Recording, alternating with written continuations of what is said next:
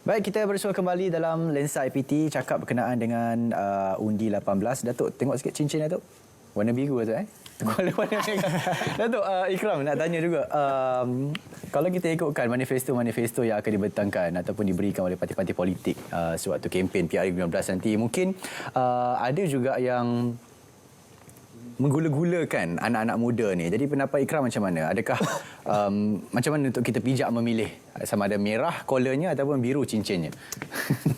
Okey, baiklah. Lagi soalan ni agak bahaya juga, tapi saya cubalah. Jadi untuk bagi pandangan saya lah, untuk kita memilih satu parti politik untuk pilihan kita, bagi saya pertama kita kena melihat parti politik itu. Adakah dalam kalangan parti politik itu mempunyai kepimpinan yang baik? Kedua, mempunyai integriti. Ketiga, bagi saya paling penting sekali adalah ianya mempunyai satu wawasan ataupun hala tuju yang jauh untuk satu tempoh masa yang panjang, bukan hanya untuk satu tempoh masa yang pendek. Sebab apa? Yang panjang ni dia mempunyai misi dan visi yang jelas. Jadi kedua dah melihat parti, kedua barulah kita melihat kepada calon itu sendiri. Adakah calon itu mempunyai macam saya kata tadi, integriti yang bersih. Sebagai contoh, saya daripada kawasan Felda, pendalaman. Jadi jika saya nak memilih calon untuk kawasan saya mestilah pilih calon yang mempunyai kepimpinan, yang mampu memimpin koda saya punya kawasan ini kepada satu perubahan. Contoh, Felda daripada kawasan yang tiada apa-apa, mungkin adanya agropelancongan ataupun mungkin adanya kawasan hub industri. Sekaligus impak ataupun kesan untuk kawasan parlimen saya atau kawasan saya ini mampu berubah dan bergerak ke arah lebih maju. Itu dari sisi pandangan saya lah. Ikram dah bocorkan satu rahsia Felda. Saya dah dapatlah majoriti Felda di pihak yang belah mana. Datuk, apa antara kesan pengundi muda kepada corak pentadbiran negara? Kepada individu yang macam saya lah, saya dah hidup lama, dah dekat 56 tahun dekat Malaysia. Ini sudah pasti pengalaman saya dengan Ikram berbeza lah, umur 20-an dan sebagainya. Okey, pada pandangan saya dan nasihat saya kepada masyarakat Malaysia, terutamanya kepada remaja-remaja kita yang mungkin kali pertama untuk mengundi. Pada saya memang dalam negara kita yang mengamalkan demokrasi, kebebasan diberikan kepada siapa saja untuk mengundi parti apa, warna apa, itu adalah kebebasan masing-masing. Tapi sebelum kita membuat keputusan, perkara yang pertama kita perlu lihat adalah jangka masa, kesan jangka panjang kepada diri kita, kepada masyarakat kita, kepada agama kita dan kepada negara kita. Ini perkara yang perlu diberikan perhatian yang serius oleh remaja ataupun kepada individu pada hari ini. Dan untuk membolehkan kita membuat keputusan berdasarkan pandangan masa hadapan, tadi ada 3 perkara yang perlu kita lihat. Yang pertama, kita perlu ingat tidak akan berlaku satu kaedah yang sangat sempurna dalam negara kita. Tidak ada satu parti ataupun kumpulan yang dianggap sempurna, kerana kita sebagai manusia sudah pasti akan ada kesilapan dan sebagainya. Cuma dalam keadaan yang ketidaksempurnaan itu, kita perlu melihat jangka panjang dan juga reputasi ataupun sejarah yang telah ditunjukkan oleh ABC dan sebagainya. Dan sudah pasti saya boleh buat deklarasi apa saja, tapi apakah saya mempunyai bukti yang saya mampu untuk melaksanakan. Ini satu perkara yang perlu ditimbang oleh bakal-bakal pengundi kali pertama. Yang kedua, dasar-dasar yang telah dilaksanakan ataupun yang akan dilaksanakan, apakah yang akan beri keuntungan kepada diri kita, masyarakat kita, agama kita dan bangsa kita dan negara kita.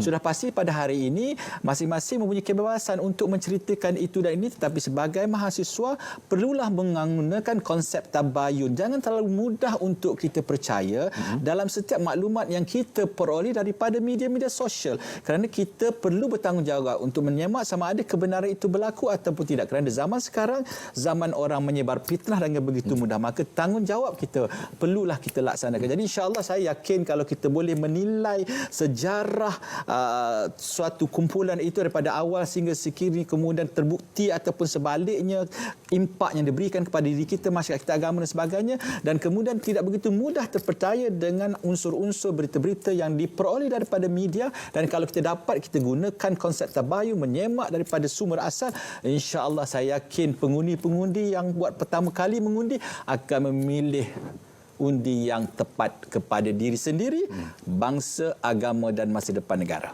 Biru. Datuk adalah rahsia. Itulah rahsia.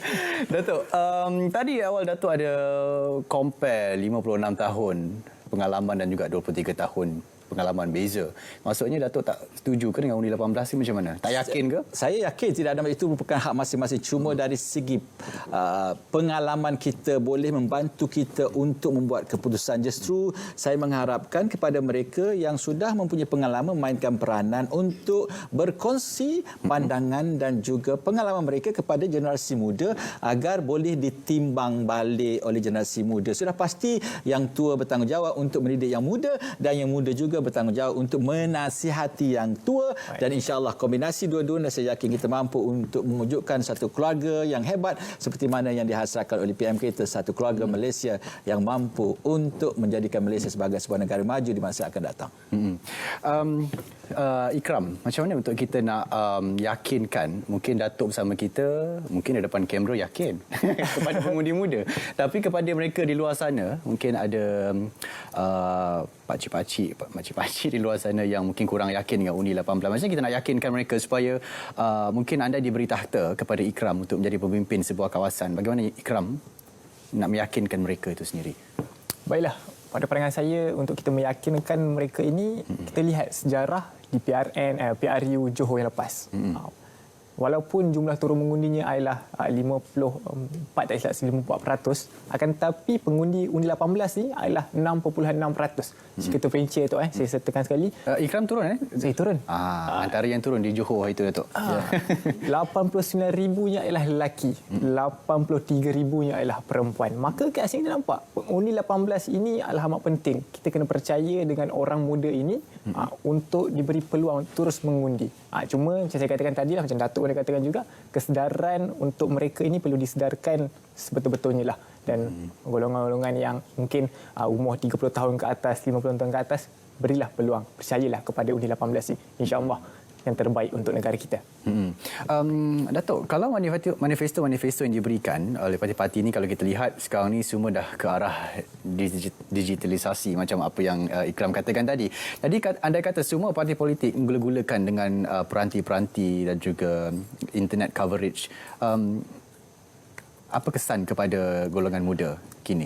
Dan pastinya golongan muda pada hari ini memang menerima segala maklumat melalui semua kaedah-kaedah yang terkini, ICT, handphone, smartphone dan sebagainya, dan mereka mempunyai keberangkaian yang tinggi untuk beri maklumat daripada saluran-saluran yang terkini dibandingkan dengan generasi yang lama. Kita masih lagi bergantung kepada konvensional, cara-cara konvensional. Saya rasa parti-parti politik yang bertanding pada tahun ini pada kali peka terhadap keperluan ataupun kaedah yang digunakan pakai oleh masyarakat mahasiswa, dan itu merupakan satu perkara yang biasa dan kita tidak boleh menghalang mana-mana parti politik untuk menyebarkan maklumat dalam kaedah-kaedah tersebut.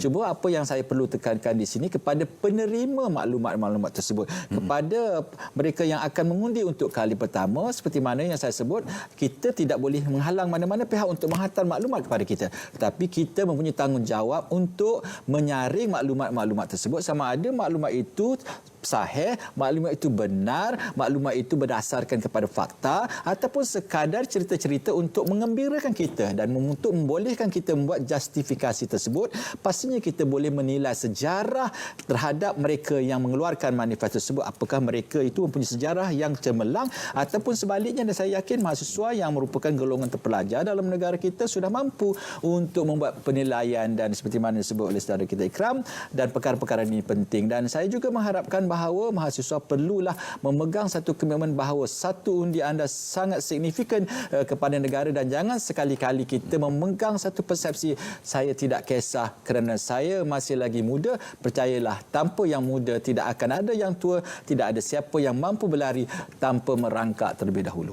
Tidak ada yang tua juga, maka yang muda juga tidak mampu bertatih ke dunia ini. Datuk Ikram, itu harapan daripada kita kata seorang pengundi veteran lah. Yang cakap pengundi tua. Kalau Ikram pengundi muda, apa yang diharapkan oleh Ikram? Apa yang saya harapkan Jadi besar harapan saya. Saya mengharapkan semua golongan muda, mahasiswa, jangan lupa untuk turun mengundi. Sebagai contoh, di UPM kita memberi satu inisiatif penghantaran pelajar pulang secara percuma. Jadi apabila telah diberi peluang itu, turun dan laksanakanlah tanggungjawab kita. Macam Datuk kata tadi, satu undi amatlah berharga. Jadi laksanakan tanggungjawab kita. Pastikan jari kita mempunyai satu saksi untuk Ya. Terima kasih kita ingin ucapkan kepada keduanya. Pastinya satu undi merupakan sangat signifikan, kata Datuk. Mungkin undi 18 penentu pentadbiran negara Pasir Api Aru ke-15. Secara ringkas, apa rangkuman yang kita boleh buat malam ini, Datuk?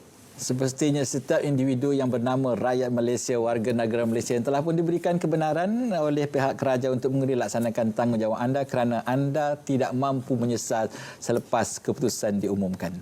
Ya, itu dia kalau kita ikutkan di skrin mungkin tadi ada tulis beberapa tarikh berkenaan dengan 5 November esok sebenarnya hari penamaan calon. Jadi kita boleh tengok siapa yang akan bertanding di kawasan-kawasan anda.